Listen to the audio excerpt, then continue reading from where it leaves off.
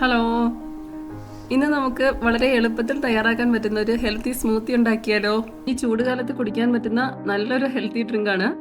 അപ്പോൾ ഇതെങ്ങനെയാണ് ഉണ്ടാക്കുന്നത് നമുക്ക് നോക്കാം. ഇതിലേക്ക് വേണ്ടുന്നത് 3 ചേരുവ മാത്രമാണ്. ഒരു പഴുത്ത നേന്ത്രപ്പഴം, ഒരു ആപ്പിള്, 8 കുരുകളഞ്ഞ ഈത്തപ്പഴം.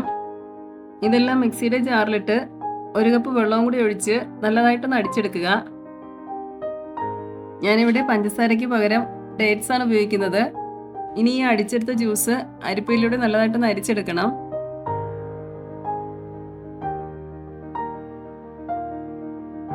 ഇതിലേക്ക് ഇനി 1/2 കപ്പ് പാലും കൂടെ ഒഴിച്ച് ഒന്നും കൂടെ ഒന്ന് അടിച്ചെടുക്കുക.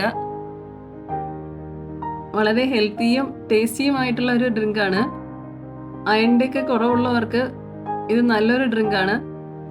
ബ്രേക്ക്ഫാസ്റ്റിനൊക്കെ ഈ ഒരു ഗ്ലാസ് ജ്യൂസ് മാത്രം മതിയാകും.